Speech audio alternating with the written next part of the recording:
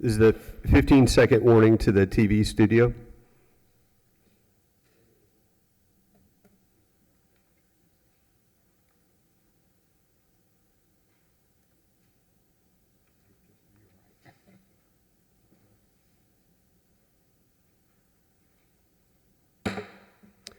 Good afternoon. The time is 1:30 p.m. The date is Thursday, January 5th, 2023. Happy New Year to all.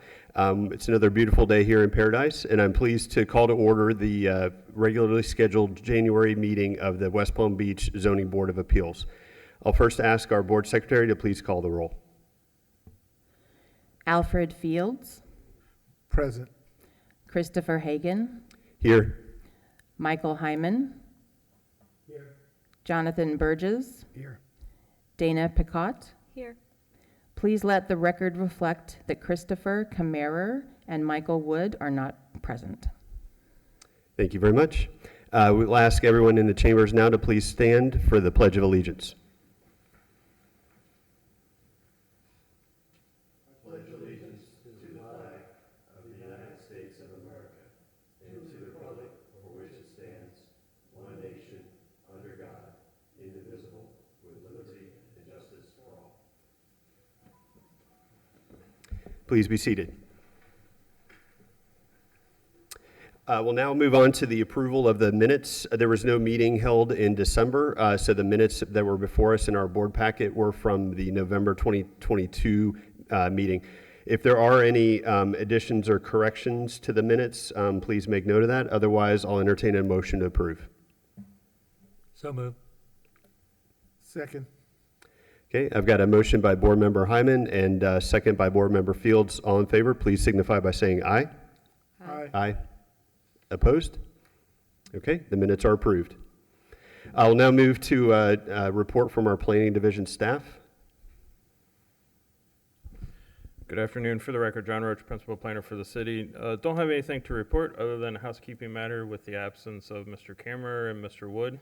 Our alternates will be voting members this afternoon, so just make sure as you're taking roll for vote that takes place. So other than that, I don't have any other presentation. Thank you. That now moves to remarks from the chairperson. So just a couple items I'll mention. First, I missed the November meeting, so I didn't get a chance to formally welcome our newest alternate, Ms. Picott, but welcome to the board. A pleasure to have you here. Thank you. And also, we have a new board secretary. So Laura Hall is here, and I'd like to also just extend a welcome from here on the dais to welcome you aboard. Thank you very much. Thanks, glad to have you. At this point, I'll go forward and explain the rules for the proceedings that we'll be following today.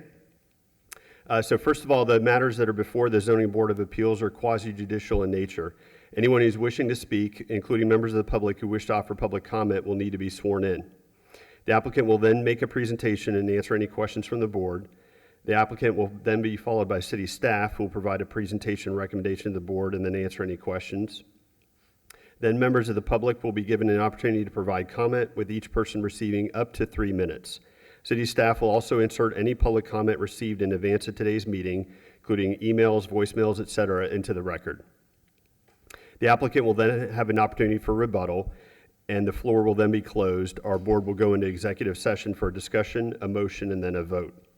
As a reminder, there are 4 votes in the affirmative that are required for approval.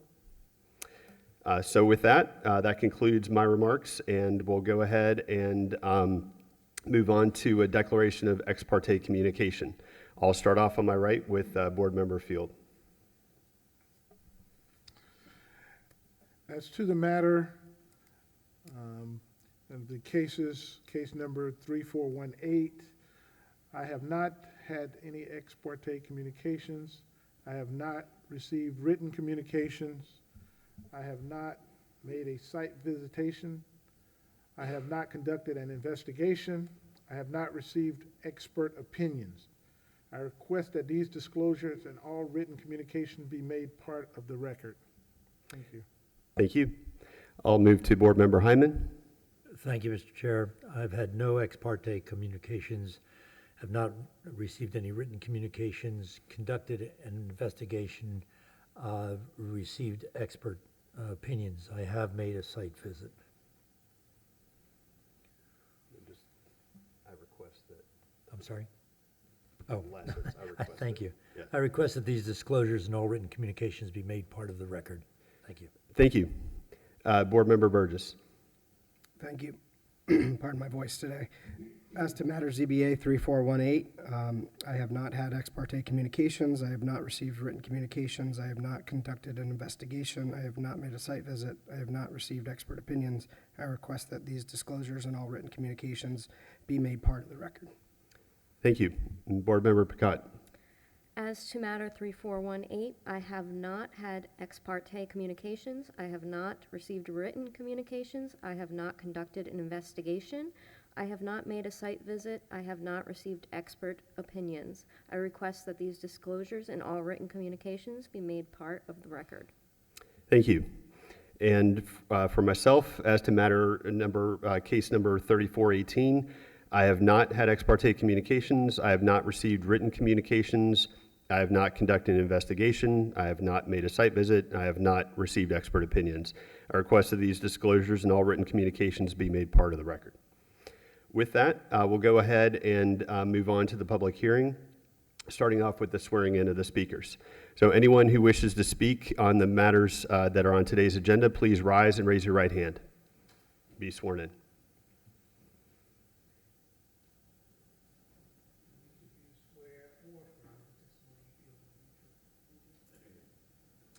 Okay, thank you. Moving on to the cases, we have one case in front of us, which is Zoning Board of Appeals, case number 3418. I'll ask our board secretary to please go ahead and read that item into the record.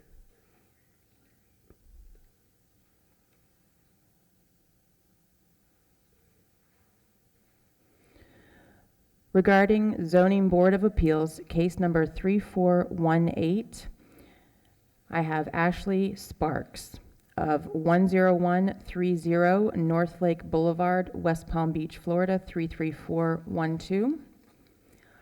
My name is Ashley Sparks, and I own the vacant lot at 447 20th Street. I support the proposed parking lot facility at 412 20th Street. Adding the parking lot will positively change the community. It will provide people with an easier way to support the proposed new business coming to the community. We should support and encourage the beautification and development of businesses and opportunities for the members of our community. The proposed lot facility will help make the community safer and further progress the growth and vitality we all wish to see as we work toward a more thriving neighborhood.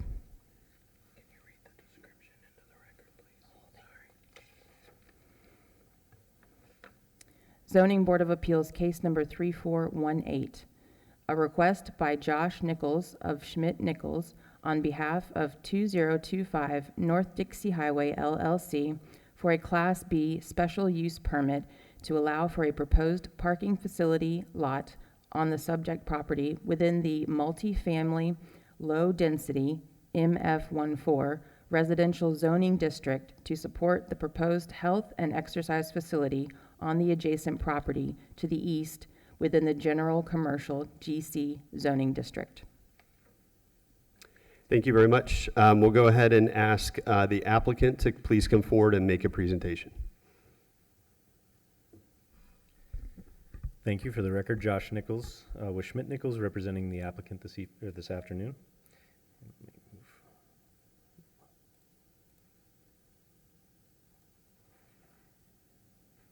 So again, we're calling this project the Paddle Northwood, and I'll get into a little bit of what paddle is.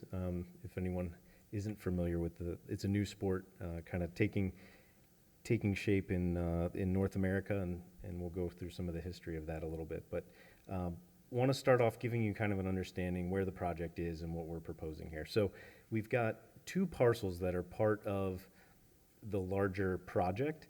you can see the site-specific is where the proposed parking area is to be located, and then we have the companion parcel. So the site-specific is the one that's located in the multifamily, and because it's located in the multifamily, we have to ask for the Class B for the parking. And that parking is to support the Padel facility that's in the companion parcel that you see on the screen. The Padel exercise and fitness studio, that's what that use falls under in the zoning code, but that is a permitted use and is going through building permit to kind of redo the facility. It was a warehouse in the past for rag tops, and they had were storing vehicles and things in there. So that is to be rehabbed and redeveloped, basically interior and some exterior facade changes, but really the parking area is the crux of the request today. So wanted to make sure that that was clear. And also I wanted to point out that the two parcels have always been owned together, right? So they've always been a package deal as they move through time. So I don't know the reason why the zoning is different between the two, but at this point in time, we're moving forward with the Class B in the multifamily portion. So again, this is just a kind of an aerial shot. You can see how they are connected, the two sites there. And this was, again, the old Rag Tops storage facility. So again, our two requests are the Class B to request parking lot as a standalone use because it is a separate parcel. We do have a condition of approval to do a unity of title over the two parcels after we're complete with this process. And then we do have a waiver request, and that waiver, again, because they are still two parcels, it would require a landscape buffer between our two internal sites. So we're asking for that waiver to be removed so there isn't a obstruction, running down the middle of our site. So what is Padel? So Padel is the world's fastest growing sport. It started in Mexico and gained popularity in Spain. And I guess one of the first publicly accessible one was in 1974. So it's been around for a while, but hasn't gained a lot of popularity yet in the States, but is moving north out of Miami, and we're seeing them pop up all over the country. It's a sport. It's basically, I guess the best way to think about it is a miniaturized tennis, but the combination of having, I feel like I'm in a padel court here. So it's got glass around you, and so the ball can hit off the glass and you can still play the ball. So it's a mini tennis, but with the glass behind you. So kind of a combination of squash there too. But the court's approximately a third of the size of a standard tennis court. Typically synthetic turf is the ground, is on the ground surface, and you use pretty much a tennis ball type material. And let's see, and then number 4 was just the plexiglass opportunity. So it creates a fast pace of play and really gaining a lot of popularity. So here's just an image of what that looks like. You can see the surface there with the plexiglass. And again, just to give you a visual what that is. Again, this is the part that's the permitted use that's going on the commercial side, but we have to have the parking to support it. So just want to make that clear, but they are connected. So again, this is the site plan. We're showing the Padel piece, again, for continuity with the request. Otherwise, it doesn't make sense with just the parking. So, but what's before you today is the portion in red, and that is the parking as a principal use to support the 11 spaces that are required. So we have two on-street parking spaces on the north side of the site, and then we have 9 on-site with the required handicap space. We've worked very diligently with West Palm Beach Traffic Division to make sure that the access was sufficient, that the parallel spaces worked, the one-way circulation worked. And we actually were able to reverse the alley direction. So that way, if you were to come in off of, say, Dixie Highway, you turn onto the alley and then you turn into the site, but say there was not a space available, you'd be able to circulate around again, to find a spot. So that was done purposefully so we can make sure we have that circulation and that people could flow throughout the site. So again, existing building to be converted to the Health and Fitness Club that you see there, and then the 3 Padel courts to the north of that. And I have some elevations too that I can show you of what that will look like. We're also, while I'm on the site plan, I want to show, so we do have single-family residence to our west, which we've reached out to that gentleman, And we are providing the tallest wall we are allowed to within the code, which is a 5-foot wall. And then we've got the buffer there as well. All lighting would be, terminated at that, so no light trespass, which is code requirement, so we have all that addressed. I'll go to the next slide. Here's some of those architectural elevations, basically of what the project would look like from the north elevation, so that would be interior to the project. I guess the east elevation would be seen from Dixie, and then south elevation would be seen on the south side of the street from the alleyway. So really, really nice facelift to the building. And again, not subject to this part, but again, showing you the investment into the community, reviving a project in a building that has been vacant for a couple years now. So I just wanted to go through some of the data points. 0.17 acres is the parking area. The total gross floor area of the exercise studio that's existing is about 5,400. Parking spaces, we're meeting the required and proposed, and the access off of Hogan Street, and eliminates the access onto North Dixie. So we did have to meet with DOT. They were, it's actually a positive that we're eliminating another curb cut onto Dixie.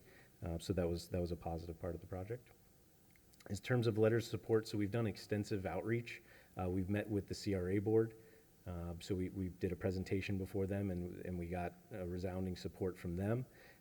We've got letters here that I'll kind of provide to you from the Bush Brothers, who are adjacent to the south, Palm Beach Prestige Auto to the east, and we've got those from the Ragtops owner, and then also from some of the units have actually been constructed within Mary Place at this point, and so they have owners in there now. So this is a letter from one of the residents who in the HOA representation, and then signatures as well. So we've really done quite a job of going out into the community and gaining that support. And with that, I'd be happy to answer any questions. Appreciate the time. Okay, thank you very much. I'll start off on my left now with Board Member Hyman. Questions of the applicant? Thank you. On the courts, the Padel courts, are those going to be inside or outside? Outside, outdoor courts, yep. So I'll go back to one of those pictures of, so something similar to that, yeah. And then, do you know if there are any plans to the property to the south, primarily as a vacant lot there that's good size? I don't know if there are any plans for that parcel. You don't know at of this anything time. pending? Do we know, would staff know if there's anything? Well, I can wait till they come up. Josh, thank you. No problem, thank All you. right, Mr. Chairman, thank you. Appreciate it. Okay, thanks. Board Member Burgess? Yeah, a couple of clarifications, please. On the board packet, the staff report included a site plan that's a little different than the one you had on your screen, and my questions are related to the kind of pad north of the proposed angled parking. On your site plan, it doesn't indicate any use kind of straddling the property line west of the proposed paddle courts, but on the staff application, there's kind of like a box around it, and I wanted to know what was being planned for that open space that straddles the property line. That's a good question. So the plan is a two-stage process, right? So we can't have the exercise studio into the multifamily, right? So we hope to get this approved so that we can get the parking going, we can get the building permits through, and we can open up the facility with the 3 courts. At a future date, the hope is to come back and be able to get the zoning changed so that we can add a 4th court. But at this point, it's just open space. It's just open space at this point, because we can't have that court straddle into the multifamily.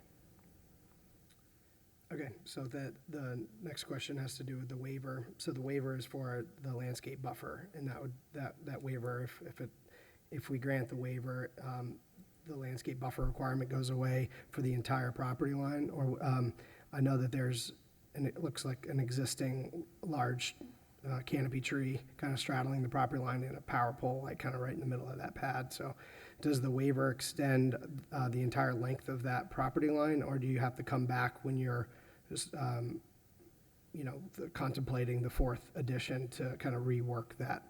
No, area of the site. it would extend that entire length. If we can keep the tree there until such time that that one's built, that fourth one, we would be able to keep it. But yeah, the waiver is to eliminate the entire length of that internal. The buffer itself. Correct. That 5-foot buffer, yeah. Okay. And just so I understand, paddle, standard kind of best practices, you said it's wrapped with plexiglass around each court. So technically, there could be a plexiglass fence straddling the property line if that becomes a future court addition. Do you anticipate needing to seek any additional variances or waivers for that proposed? No, no. Other than the use, which would have to change the zoning at that point. So no, it would not affect. And I'll have not a need any question variance. for staff about the height restrictions for a clear plexiglass material fence line, but that's not part of this application. I recognize that's the adjacent parcel. And then I think I had,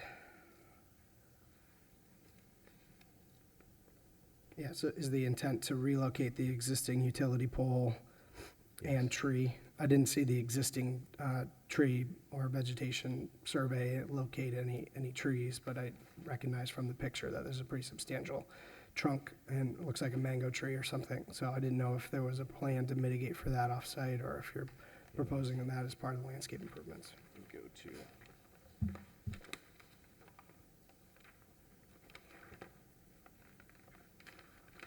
Sorry, I'm trying to go to the tree disposition plan in here.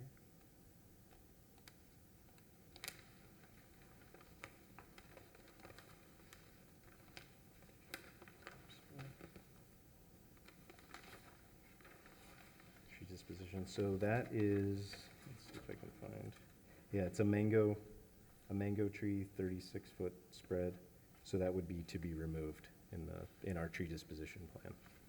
Okay, I don't believe that was included in our staff materials, but if you could, do you have a visual of that? I don't have it in the presentation, I can. Is let it you- straddling the property line, or which side of the line is it on? It falls, here, I'll show you.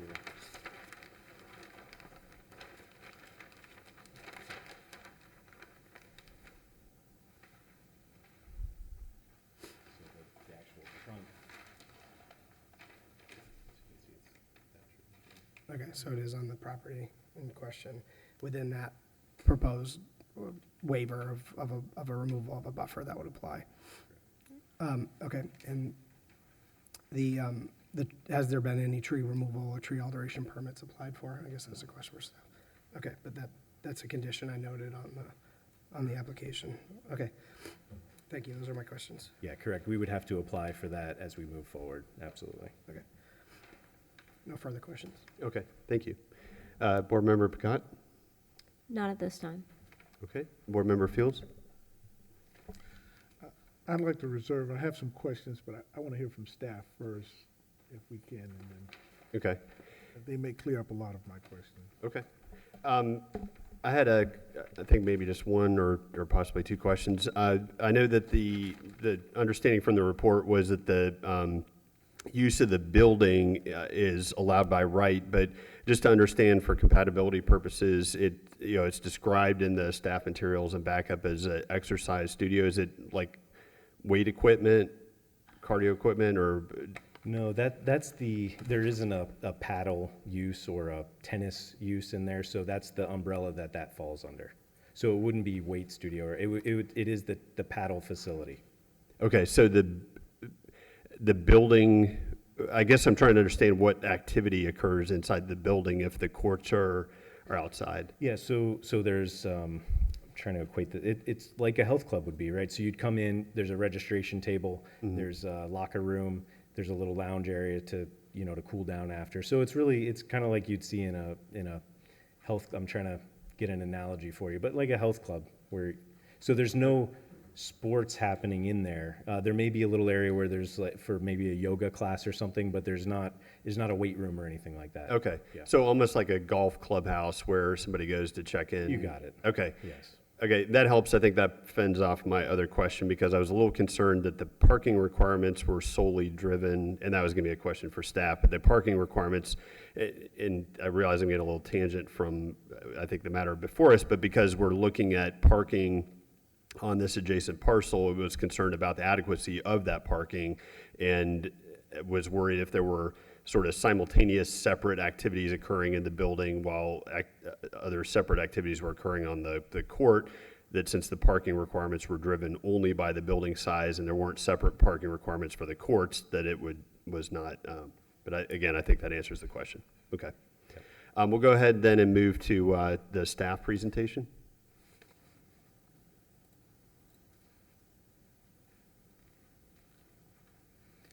Good afternoon and Happy New Year, Zoning Board of Appeals members. For the record, my name is Kevin DeFrank, Senior Planner with the Development Services Department. And I will be presenting on the only item on today's agenda, ZBA case number 3418.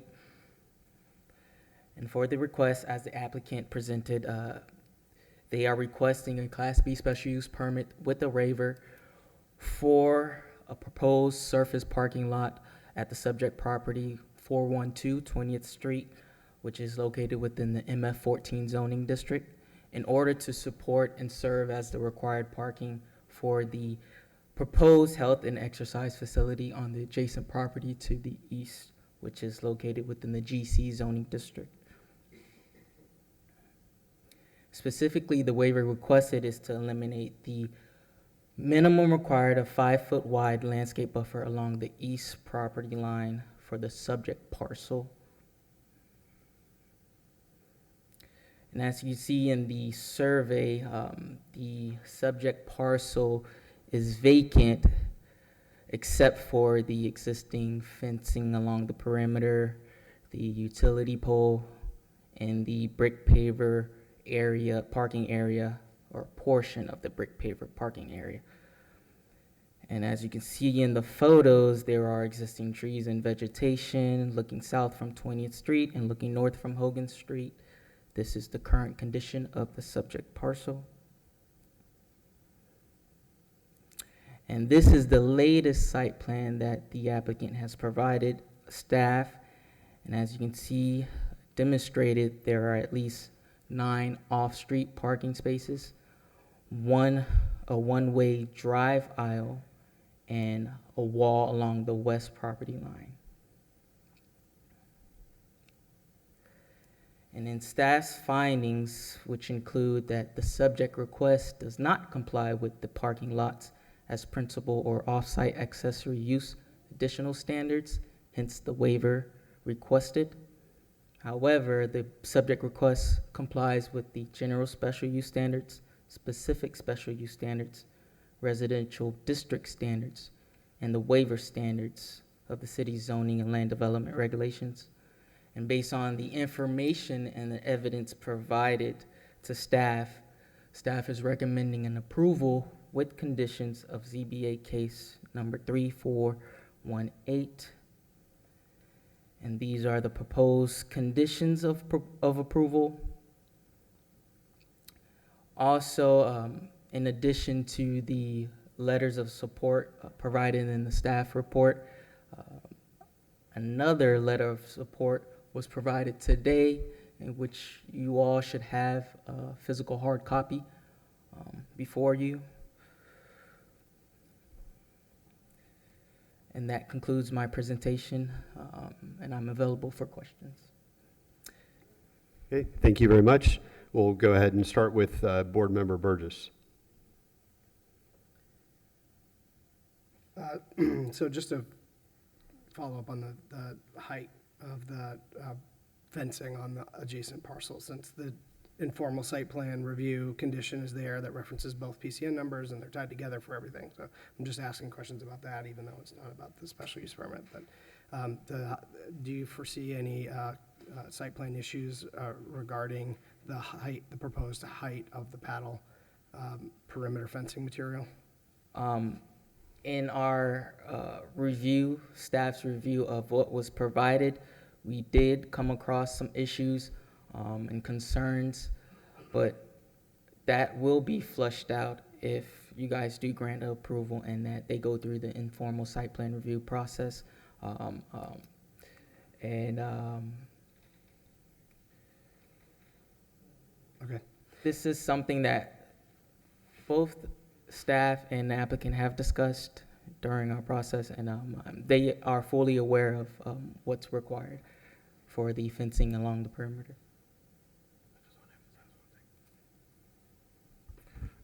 For the record, John Roach, just want to emphasize a couple things because there's a lot of discussion about the adjacent property.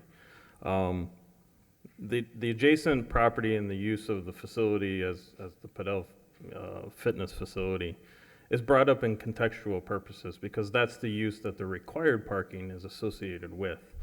The item that's actually before the board this afternoon is whether or not the parking, the required parking, is and complies with the required standards to be located within the multifamily zoning district. The application and the facility and all the improvements and the tree relocation and the new landscaping and everything like that that is associated with the fitness facility and the general commercial has to comply with code and go through the site plan approval process, which they're doing. What's before the Zoning Board of Appeals is whether or not the use of the multifamily parcel for the parking purposes complies with the special use standards within the code. So while I respect the fact that there's all these questions about the fencing on the Padel facility and things like that, that has to comply with code. And we're happy to answer those questions for informational purposes, but I want to make sure that those don't weigh in really with regards to the special use permit process that's before you, because that's just in relation to the parking lot itself. Thank you for the comments there. I agree. I think the context, since it was presented to us with this extra context of both sites as part of kind of the justification of the support of this, that we did want to consider some of the other considerations. But I agree that the focus here, from my standpoint, is going to be on the matter before us with the special use permit for the parking loan. Right. And just one other clarification with regards to Mr. DeFrank's presentation is that it was indicated in there that it doesn't comply with the additional standards. It's our opinion that it does comply subject to the approval of the waiver request. That's what he was trying to convey, is that they are requesting a waiver from one of the additional standards relating to the buffer that Mr. Burgess brought up earlier. But aside from that, it is our professional opinion that it complies with all the other additional standards. So, Thank you. So one more question from my end. On the proposed parking, is that's superseding existing parking on the adjacent site and taking the removal. The future proposal of the paddle courts would remove parking spaces, which then would be satisfied by these proposed 11 spaces. Yes, that's correct. Okay. No further questions from staff. Thank you. Okay. We go to Board Member Picott. No questions. Okay. Board Member Fields, questions of staff? I guess my question was concerning what John has already cleared up, but we're not to really consider that the use of the entire property, but it kind of begs the question that we've discussed in the past meeting, whether these items will come back to us again on a different light, once this property has been consolidated and a request has been made to change the use of the property, begs the concern about this issue. So, but I understand our role today is to consider just the one parcel for the request that's being made. So with that being said, for the record, I do have concerns about the future, but based on our constraints, no questions. Understood. Okay. Thank you. Board Member Hyman. Thank you. John, question for you.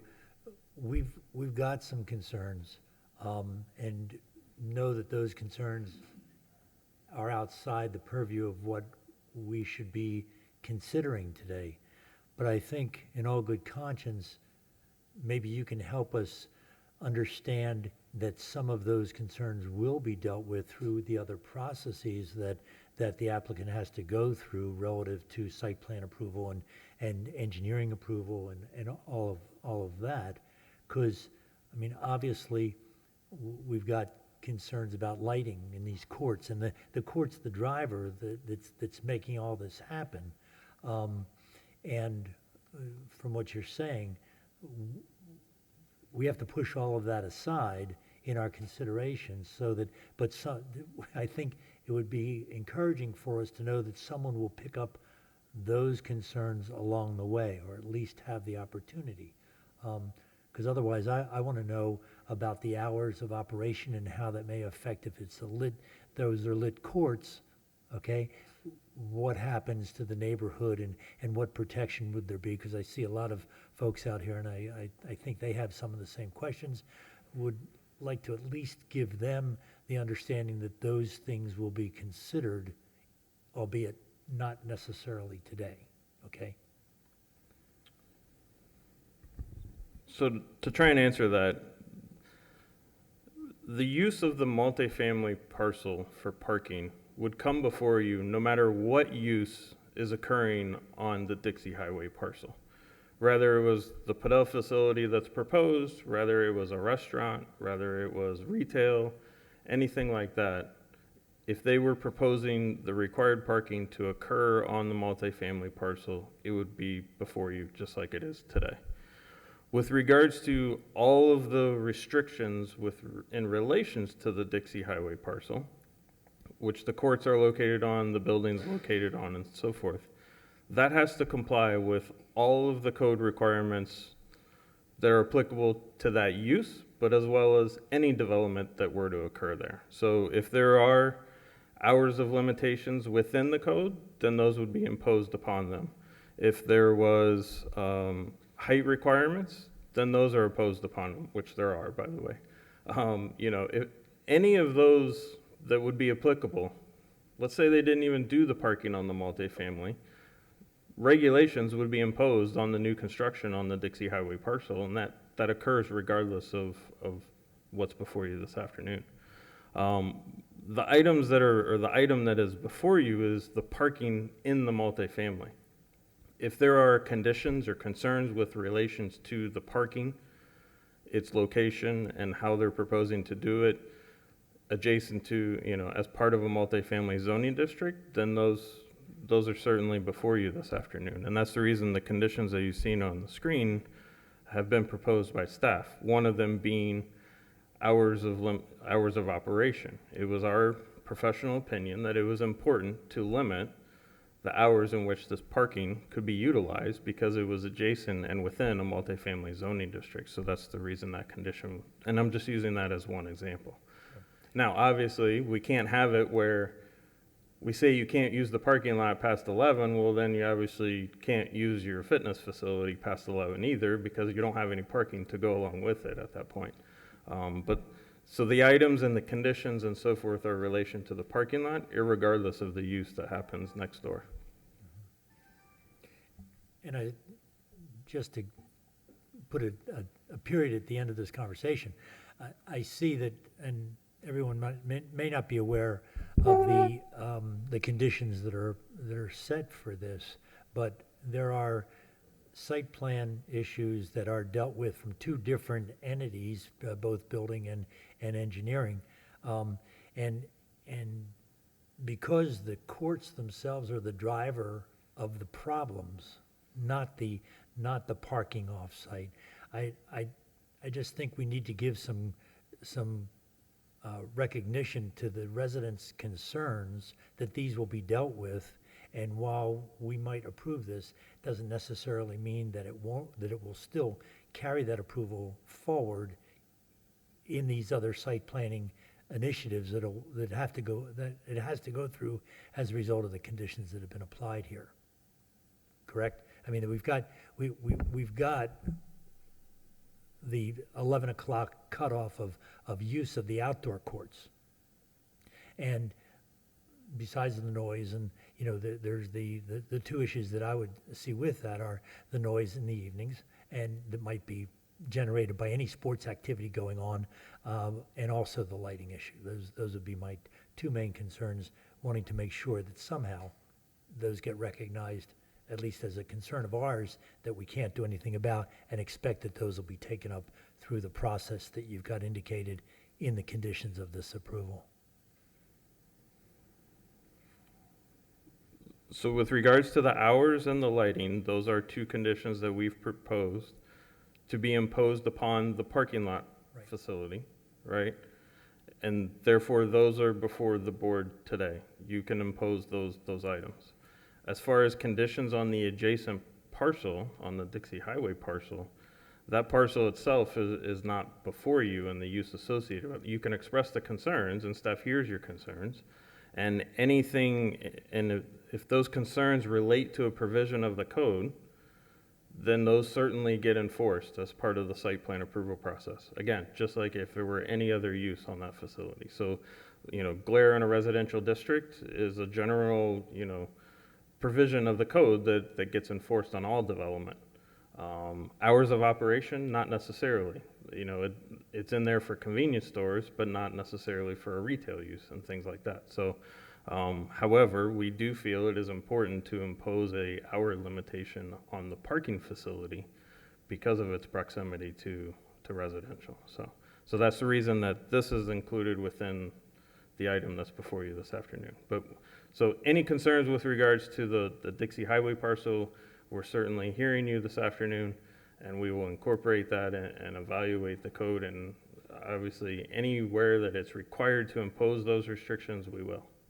Appreciate it. Thank you. Thank you, Mr. Okay. Quick Thank you. question. For staff, I wanted to distill, I guess, an understanding down a little further. Is the reason that this item is before us today because the subject parcel is zoned multifamily? In other words, if it were zoned commercial, the same as the Dixie Highway parcel, would this be in front of us for a special use? No, it would not be in front of you if it was zoned commercial. Okay. And my understanding was that and this may be more of a question for the applicant, is there an intention to go for a rezoning?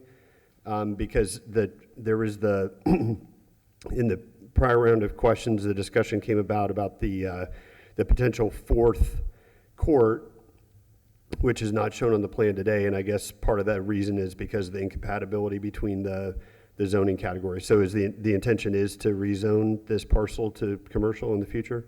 It is, yes, and we kind of weighed the option of time, right? Mhm. Because we wanted to get going to get it open. It's been an abandoned building for a couple years. Hasn't been a lot going on the corridor. They're excited to get up there, get it open, and at least get the phase one going, and then we come back, because that's going to take the better part of a year to go through that rezoning and land use change on that.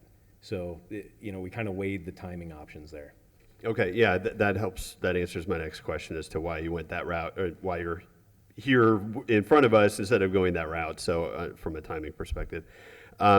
Another question for staff was, this condition has been discussed a few times already, related to it's proposed that a condition of approval be placed that would limit the hours to 7 a.m. to 11 p.m. And I just was curious how those hours were arrived at.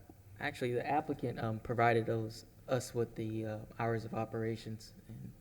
Okay.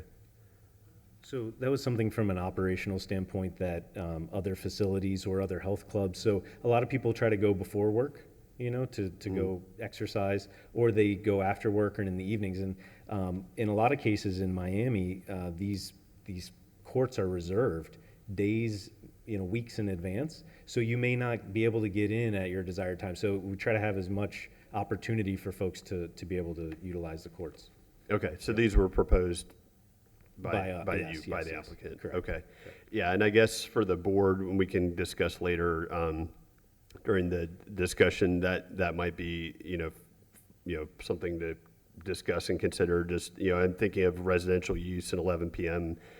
That does seem a little bit on the late side, being immediately adjacent to residential, but again, just for further consideration. I think that's all the questions of staff.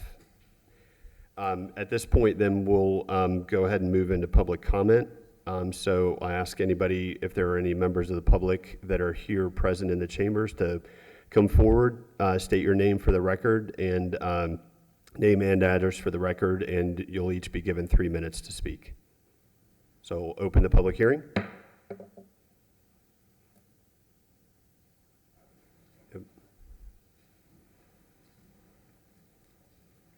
Good afternoon. My name is Bill Holland. I'm the president of Pleasant City First Neighborhood Association. And our association approved the whole project planning. And the reason would be that, first of all, as you say, we have a problem with the homeless people at 20th and Dixie, which is St. Anne's. I think by activating the corridor with activity, that would decrease some of our problems that we would have with the homeless. Also, it would, by having this business in Pleasant City, it would also increase our revenue from the CRA, which would help the community in totally. And also, let's see what else. And also, at our meeting, we had, where they presented their plans to us, that we overwhelmingly approved it. So, on those conditions, we approved the total project. I know the parking lot is kind of specific, like, you know, but as for the whole project together, we approve it. Thank you. Okay, thank you very much. We do have, I was given some cards on the item, so I'll go ahead and read out names. So when I call your name, please come up to the podium and you can speak. The first one is Carmelo Vasquez. And then just please state your name and address for the record, and you'll have 3 minutes. Carmelo Vasquez, 442 17th Street. I just bought the townhouses over there, and I think that'd be a good idea. Instead of us, well, me and my wife, instead of us going way across town, I think that'd be the best thing for us right there. For everybody else too. Some people don't have no car, you know. Some people like walking. We walk all the time. But I think that'd be the best. Thank you. Thank you very much. Because we've got a number of cards, I'll go ahead and call a couple names at a time, and you can go ahead and line up, and we've got 2 podiums here. So the next speaker will be James Patterson, followed by Deldris Small.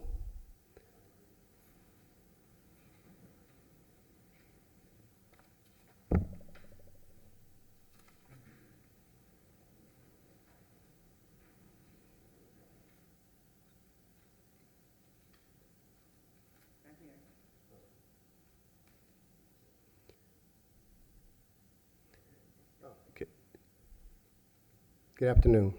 My name is James Patterson. We're here to support Bernita and her husband in this effect so they can obtain the right constituents to understand that we need them facilities. Here's my wife. Where are you? Okay. Again, name and address for the record when you speak, please. My name and address? Yes. Okay. Yep. It's Dolores Small. My address is 1353 Summit Pines Boulevard, apartment 5219, West Palm Beach, Florida 33415. And this is my gorgeous husband, James Patterson. He's not the author, but he has the same name.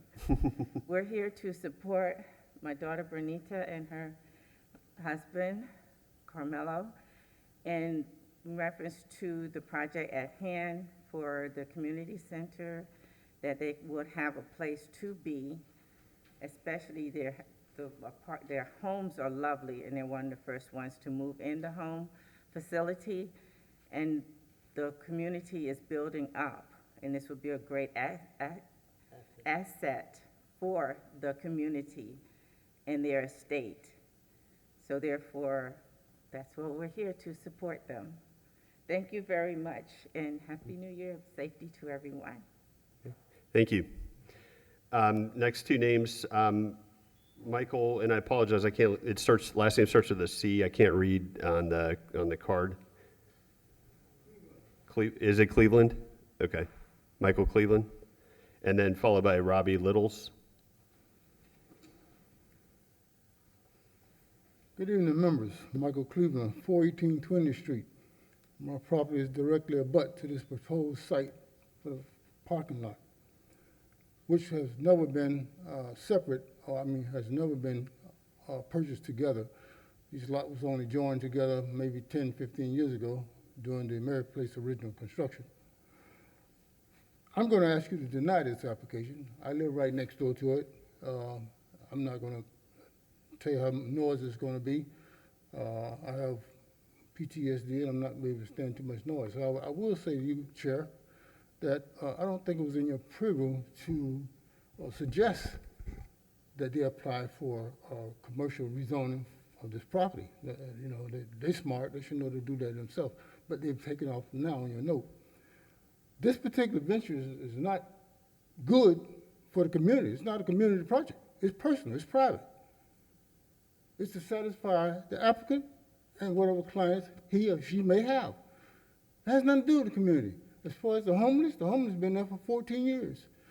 It's not going to move the homeless. All these statements people have made here has nothing to do with the community. It's a historical black community that is separated by Dixie Highway, and I think it's 50 feet off Dixie is zoned for commercial. That's just the bottom line. It is not a good project. The parking is not. You're going to put that parking lot right next to my fence where my window is, where I sleep? Doesn't matter what the hours are. Everyone sees what happens now. What about what happened down the road? What's the future like? You got to understand the long term as opposed to short term. And that is not what's taking place here. And I would ask you to deny it. I can go out and get people also to come in and say, hey, that's denied, that's denied. I'm not doing that. No one should coach somebody to come in and testify on something that they don't have nothing to do with. I appreciate it if you deny it. Thank you for your time. Thank you. Robbie Littles, followed followed by Bernita Banks.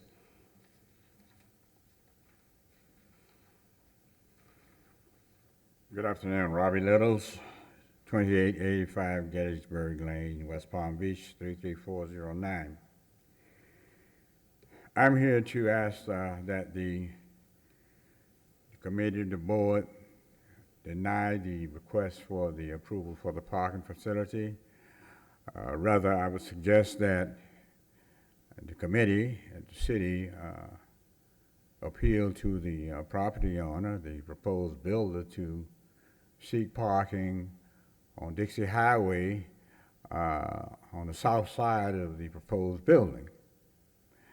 There's a vacant lot there. I believe it belongs to Bush Brothers.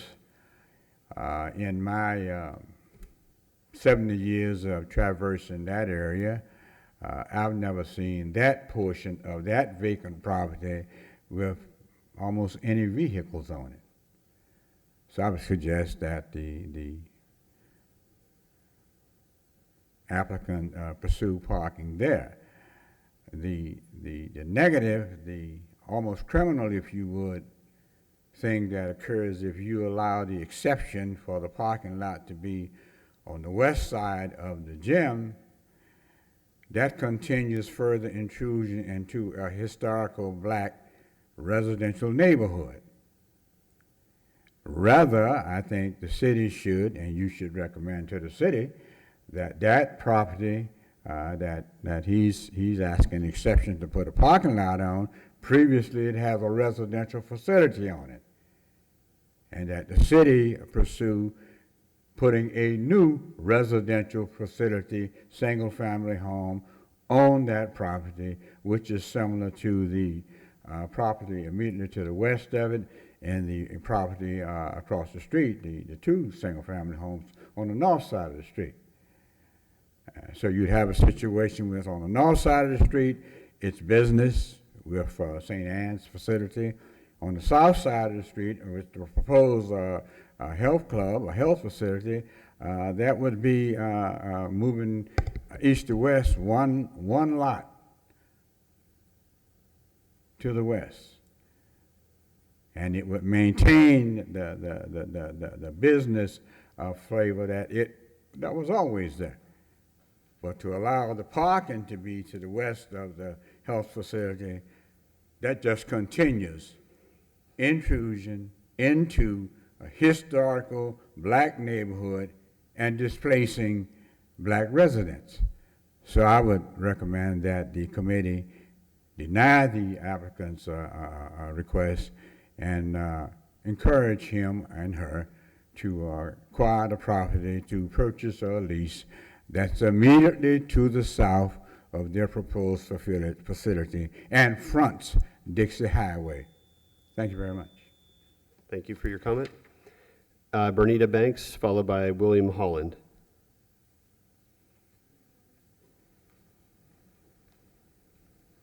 Hi, good evening. Thank you so much for allowing me to speak.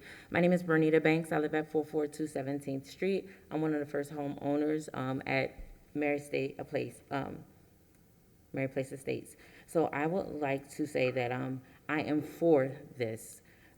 Reason why I am for it, parking, it is going to get rid of the homeless people. We do have to look forward to the future. We're looking at our children. This is going to enable us to bring more businesses to the area. With more businesses, we're looking at, like Clematis. They didn't foresee Clematis being as awesome as it is. We're looking at places like Atlantic. We're looking at Atlantic Avenue. We want to be more like them. We want to have future thinking. We don't want to go all the way to Atlantic Avenue or Clematis to exercise. We want to bring more grocery stores here. So having this fitness center is going to enable more businesses to come in. And it's going to be 2025 soon. We don't want to keep living in the past. This is not, it is a historic area. Yes, this is for African Americans, but now we're more diverse. So we have to take away the old and we have to move forward. In order for us to move forward, we need newer things. Thank you. Thank you.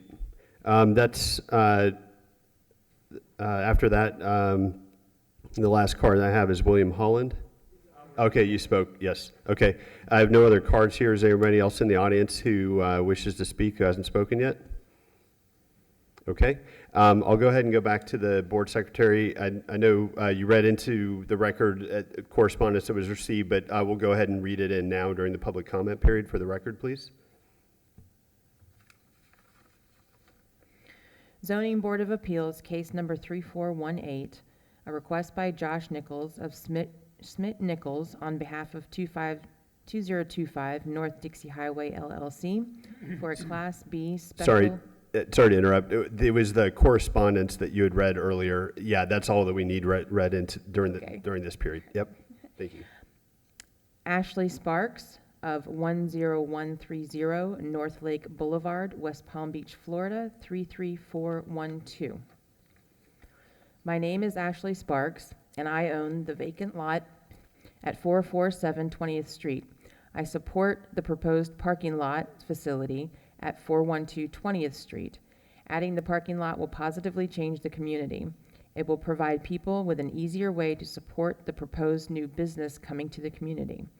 We should support and encourage the beautification and development of businesses and opportunities for the members of our community.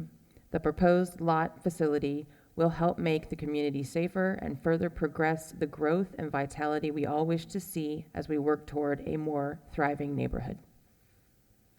Thank you. My understanding is that concludes all the public comment that was received. Okay. At this point, I'll close the public hearing. We'll go back to the applicant for any rebuttal on any of the discussion items that we heard. Thank you, Mr. Chair. And I'll keep it brief, but again, from the stakeholders, from the big picture, what I'm hearing and what you're hearing is that, we met with the CRA, went through that board. They were all unanimously in approval of this. They see what it does to the corridor. I don't know if anyone's driven this vicinity of Dixie Highway recently, but there's a lot of closed down storefronts. There's a lot of homeless in the storefronts that are fronting right on Dixie. My office is a couple blocks away, so I see it every day. We need that jump start. We need that kick to get it going and see some new blood into some of those spaces. And I think this is a use that's active, that brings that new fresh feel that the south end of the city is getting. So I think for those reasons, and we're not going to make every single person happy. We did meet with Mr. Cleveland, and I'm not sure that there's any use. I didn't personally, but our team did meet with Mr. Cleveland, and I don't know that there's any use that could be there that would be supported. So I understand his concerns, but we've done everything we can. We've pushed, the courts to the east. We put the parking there, which is obviously, it's a quiet use, and we have, our wall in there. We've got landscaping along that corridor. So we've done everything we can to try to mitigate those issues. But again, we feel like this is a really solid use, something that will be here, activate the community, and increase that investment in the community. So with that, thank you. I'm sorry, the public comment period is closed, so. You made an accusation on my character? No, sir, the public comment period is closed, but we were just getting additional clarification on the comments that were heard. So at this point, we're going to move into the executive session for the board. I'll start off on the far left with Board Member Picott. I have apprehensions about some of the site planning issues going forward. I think we all kind of do. However, I guess, we're not voting on that at this time, but I just wanted to put that on the record. Okay. Board Member Fields. I have some reservations about voting for this based on some of the issues that I see, and I understand the parameters that we're operating within. I do feel that the applicant in this process is subverting some steps that could have been taken and put in place before coming to this board, such as having the property consolidated and rezoned prior to coming. And I feel that this board might be being used as a stepping stone for long-term future of the property. It's my personal feeling. I don't know this to be fact, but it leaves that taste in my mind on this issue, even though it's not before. So I'm just going to put it on record. I think this should have gone to zoning before to get it rezoned for the use that it is. I do believe this would be a great enhancement to that location. I am very familiar with that corridor. I understand the issues that are there, but at the same time, I understand that this board operates within parameters, and sometimes to avoid other things, I feel that this board is used to get around some of those parameters, and I feel this is one of those cases that we may not see right now before us, but it will come back, and we'll be forced to make a decision, as we have in other cases where we made a decision on something and come back around and ask for a change or other situation be done. So with that being said, I have no other comments. Okay, yeah, thank you. Board Member Hyman? Thank you. I too have some concerns about the effect on abutting property owners, and as one of the things that we need to consider for this as a future use of the property, that it's not in harmony with the surrounding area, and it gives me great cause for pause to not look favorably upon the request at this point. Okay, Board Member Burgess. So I don't have any particular objection to the use of this lot as a supplement to the use of the property next door, and that's the reason why parking is being requested. We're asking to, at the same time, kind of ignore the context of the site next door, but then we're presented with a lot of information that's kind of reliant on the use of that property next door moving forward for this parking to make sense. And the waiver, you know, to get rid of landscaping, especially when there's a substantial existing tree canopy that could be impacted on the removal of that waiver, gives me some pause. And I understand, you know, it's all kind of gated currently, and that, you know, the proposed gates going in and out of the parking lot would be at least noted for remaining open on the site plan is what it says, although I don't see any condition to kind of support keeping that open for traffic flow purposes during operating hours and things like that. So I do have concerns with the conditions as presented and with the overall application as being independently an approval separate from the, you know, use next door. I can't seem to kind of separate the two in my mind yet. So that's kind of where I'm at right now. Okay, thank you. Just, you know, I think in reviewing the application, you know, the intent is that this is for a, the waiver is allowing the parking to serve the building that's adjacent to it. There's, you know, for intents and purposes, it's, you know, the site and even the visuals that we saw from, you know, from the photos on site, it's difficult to really see any distinction. It looks like a single site. So in a sense, it's, again, just, you know, and there is parking today that's serving that building. It's sort of just shifting to the west side of a property owned by the same owner. Reviewing staff's, you know, assessment of it, it looks like, you know, the criteria are met with the inclusion of the conditions of approval that were proposed. But I know a good bit of time was spent in you know, reviewing the application and trying to come up with conditions to help and, you know, make sure that it's compatible. There is the one waiver for the landscape buffer, but it makes sense because that essentially becomes quote unquote internal to the site because it's between, it's just along the that property line that is between the parking lot and the building. I think you know, it's most important that a buffer be maintained is on the west side of the subject parcel, and based on the site plan, there is no waiver being requested. It is meeting the buffering, and attempts are being made to buffer it from the adjacent residential use. One question before we get into the motion that I wanted to ask of the applicant was, and we did not ask before, is that there are several conditions that have been recommended. Just wanted to understand on the record if you had reviewed the conditions and if those were imposed, if there were any that if you approve of those conditions or have concern with those conditions. Yes, thank you, Mr. Chair. And I was remiss in mentioning that, but we have reviewed all the conditions and we're in agreement with all of those conditions of approval.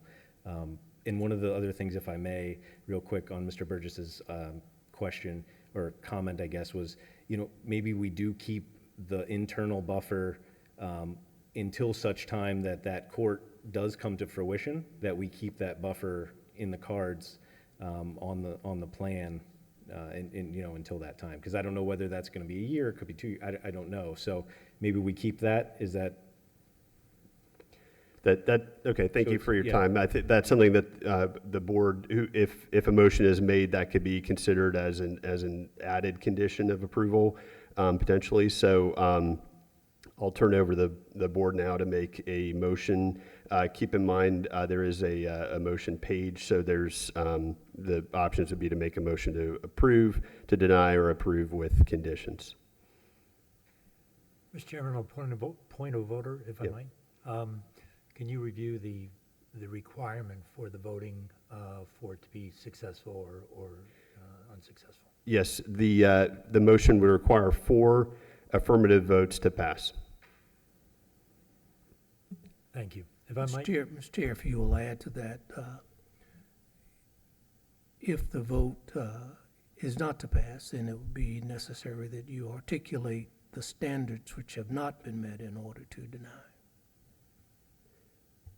Yeah, and thank you, board member or board attorney. On the motion page, there are below the section that says if the motion is made to deny the special use permit, there's a listing of the standards, and so you can list which standard or standards based on your review are not met. With that, again, I'll entertain a motion. Mr. Chairman, I'll make a motion, if I might.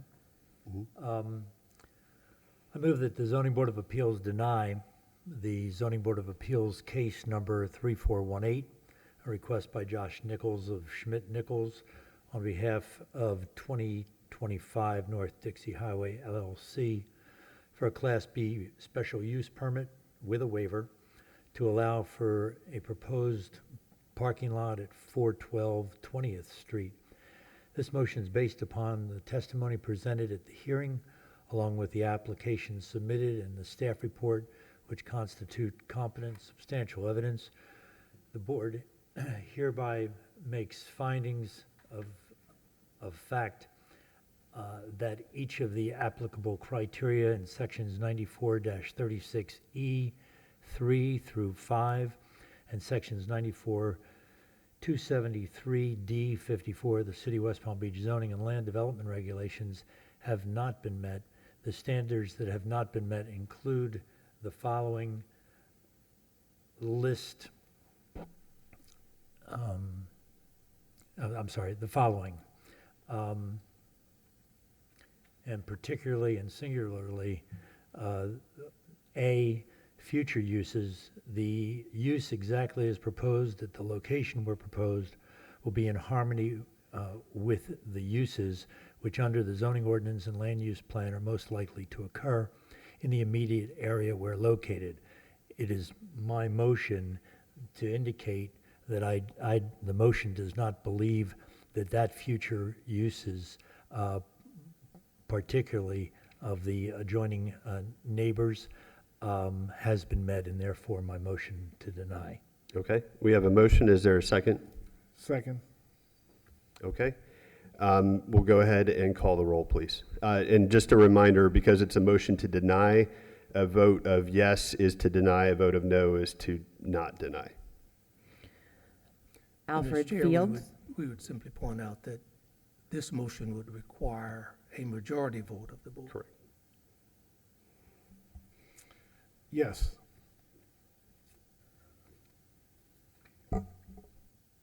Alfred Fields? Yes. Christopher Hagan? No. Michael Hyman? Yes. Jonathan Burgess? No. Dana Picott? No. Okay, the motion fails. Is there another motion?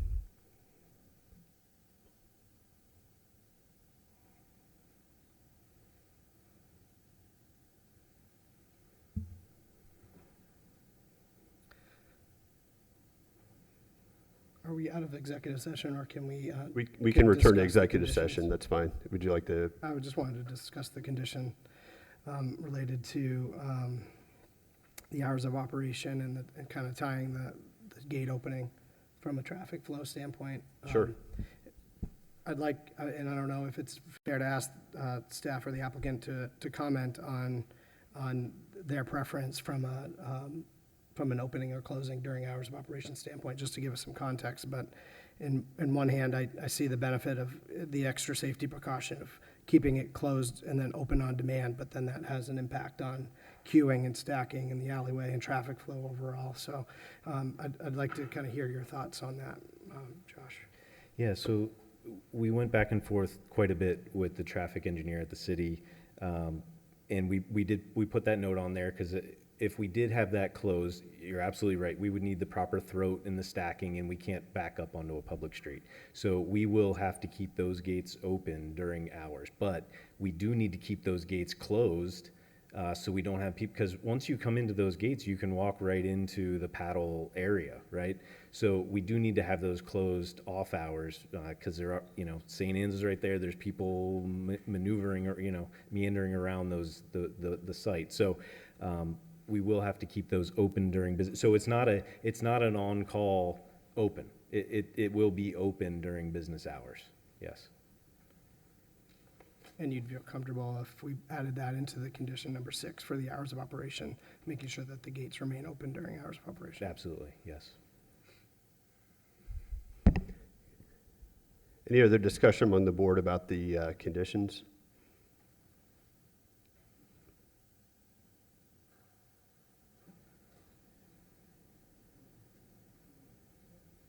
Okay. If, I'll go ahead and entertain a motion. I guess one question for the board attorney is if, because 4 affirmative votes are required for approval, if a motion in the affirmative does not get the required 4 votes, that's essentially becomes a de facto denial, does it not? Or Well, it's not a denial. The matter simply will not have been approved nor denied. You might give some thought to Mr. Chair of inquiring of those members who were opposed if there are conditions under which they might consider approving. Thank you. Yeah, as we're still in discussion prior to having a motion, I don't know if for those members who did vote for the denial, if there were any conditions, any additional conditions, if a substitute motion is made that you would request to be added or suggest be added. Mr. Chairman, first of all, it does bother me, as it's bothered me before, that in favoring a denial, I have to give my reasons for that, as our attorney has just, or as asked that we do. But someone voting in favor of the motion doesn't have to give the same thing. I've stated my reasons as to why I'm opposed to this, and if I have to restate them again, as I'm opposed to a potential motion in favor of this, or moving in favor of this, then I'll repeat that motion I'll repeat the concern once again, but Okay. I'm not happy about the process. Well, and I think to clarify, just process-wise, a necessity, by necessity, a motion and a vote in favor means that the person casting an affirmative vote finds that the standards are all met, because that's a prerequisite for voting. So we're not explicitly saying it because, again, to vote in favor, you are saying that you believe that it meets the requisite standards. Mr. Chair, may I add to that? Yep. In terms of the requirements for articulating reasons for denial, the actions you take affect property rights. And as such, the law imposes and provides property owners certain due process rights, and that is to fairness and objectivity and the ability to use their property in accordance with law. In the case of this board, in the event of a denial, the applicant has certain legal rights. He can appeal to the circuit court. And in order to do so, he has to know the basis for the denial so that he would know how to articulate or frame any subsequent action they decide to take. In this case, I'm in agreement that we are not sure that the future use will be granted. You still got to go through that process of rezoning the property if you're going to build the other court on it. And why aren't we going through this process prior to this process? I understand it's going to take longer, but there's a process in place already. So why are we using the board? And I may be able to clarify that, although staff may be. I think what instead we heard was this is in lieu of they had an option to rezone the property or to move forward and request this Class B special use permit instead of rezoning the property. And the difference was time. They don't necessarily, if the board voted to approve this, they wouldn't necessarily have to go through the rezoning. The one difference is that then they would not be able to build that court that straddles the property line. So if they did decide to do that in the future, they would have to go through the rezoning. Is that, and I'll have staff clarify or expand on that. For the record, John Roach, thank you for the opportunity to clarify. First, with regards to the standards, the future use standards, that is future use of the property subject to the use that's being proposed. In other words, if you feel that, if it is the board's belief that future use of that property as a parking lot is in harmony with the surrounding uses, then it would be your opinion of the board that it complies with that standard. However, if you believe that future use of that property as a parking lot is not in harmony with the surrounding uses, then it would be the board's position that it does not comply with that standard. I want to make one clarification with regards to the rezoning and the future land use and so forth. If the applicant so the item that's before you is to utilize the multifamily parcel for parking purposes only. If they cease that use or choose not to, implement that special use permit if it were granted, the property still has a multifamily zoning designation and could be utilized for any use that multifamily MF14 allows. They could build a multifamily house, and so forth. Any other use, if it's prohibited, couldn't go there. Any other use that would require a special use permit would have to come back before the board. They are only asking for the specific use of the parking lot for the parking next to accommodate the use next door. If they choose to move forward with a rezoning and land use designation, in my opinion, that is a much higher level of scrutiny that would be implemented, because you are changing the comprehensive plan designation as well as the zoning map designation from multifamily to commercial. And at that point, they could utilize that property for any commercial use that is permitted by right, retail, restaurant, anything that's allowed in GC without coming before any public hearing. So there wouldn't necessarily be any outreach to surrounding property owners required by the code or anything like that. As long as it complied with GC, if the rezoning and land use designation was granted, the property owner could move forward with that. So the special use permit allows for, yes, it might be interim, but it's very specific.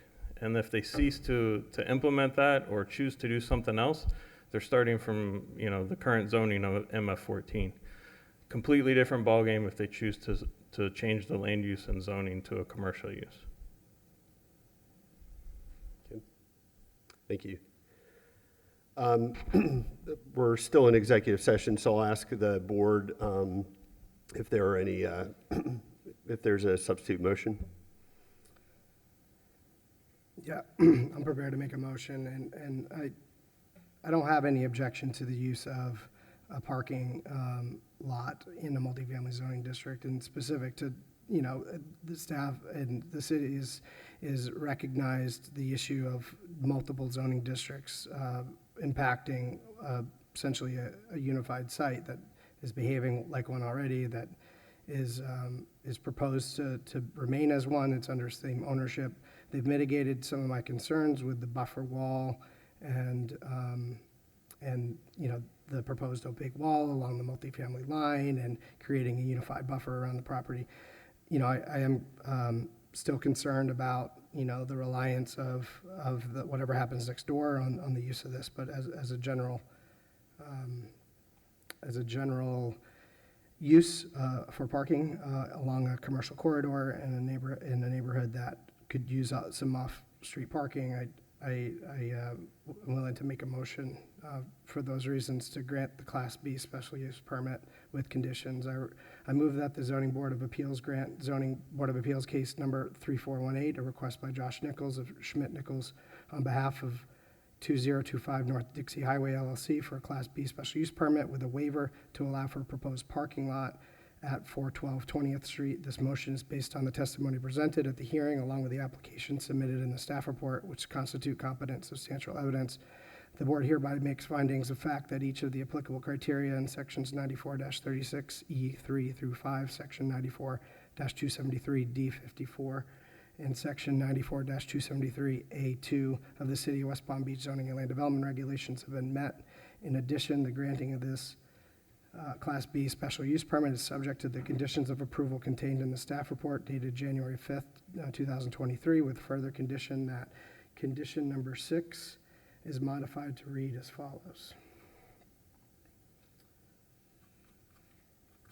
I'm just going to find that.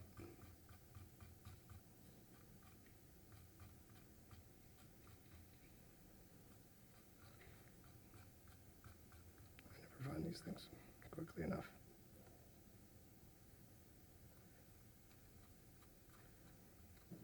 Do you know what It's page? at page 20 of the PDF document. Thank you. The hours of operation of the parking lot and the adjacent health and exercise facilities shall be limited to the hours of 7 a.m. to 11 p.m., and all proposed gates to remain open during hours of operation.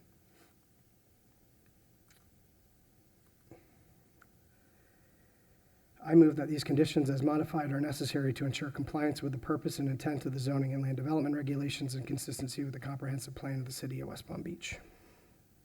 Okay, we have a motion. Is there a second? I'll second. Okay. We'll go ahead and have the secretary please call the roll. Alfred Fields, No for the general standard use, section 94-36E3A. Christopher Hagan, Yes. Michael Hyman, No, based on failure, in my opinion, to meet general use standards, section 94-36E3, both A, future uses, and B, surrounding uses. Should I read those into the record exactly, Mr. Chair? Yes, please do.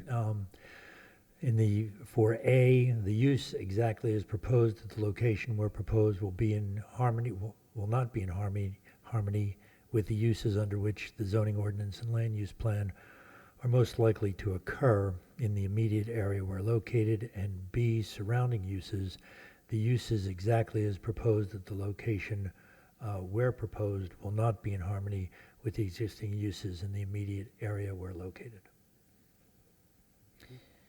Jonathan Burgess, Yes.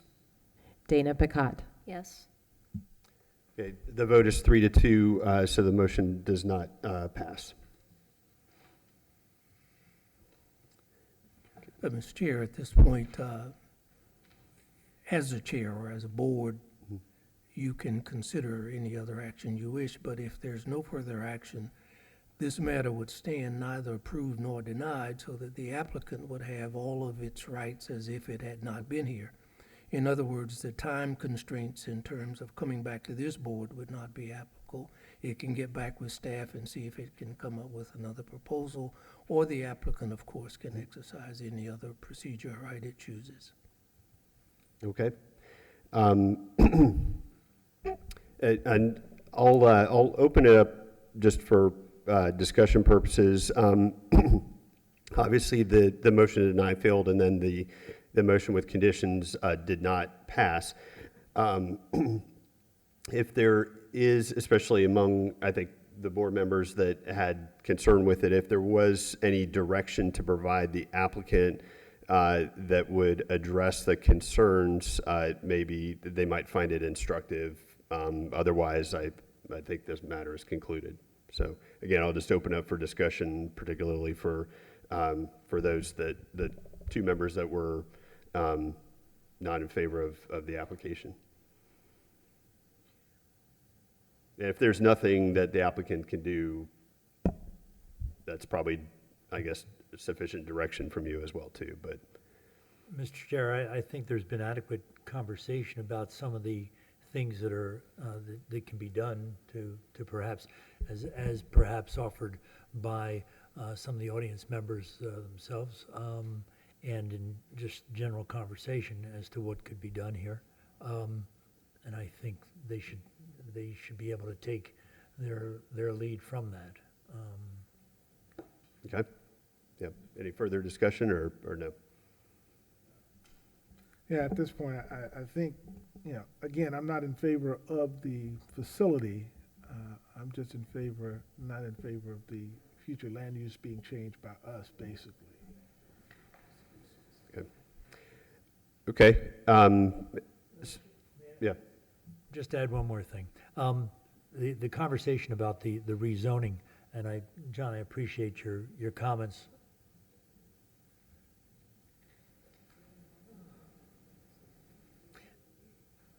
John, I appreciate your comments on the issue of rezoning versus the special use permit. And I think that really, from the standpoint of guidance to the petitioner, I think that would be the way to go, because I think all of our concerns would be vetted then in that process, which would be much more open than what we have to look at, the straw we have to look at in considering this situation. Thank you, Mr. Chair. Okay. With that, this is the only case on our agenda. So looking at the next item, there's no unfinished business, no new business, and no other business. So at this point, I'll just go ahead and entertain a motion to adjourn. So moved. Okay, it's been moved and seconded. All in favor, please signify by saying aye. Aye. Okay, Aye. we're adjourned. Thank you.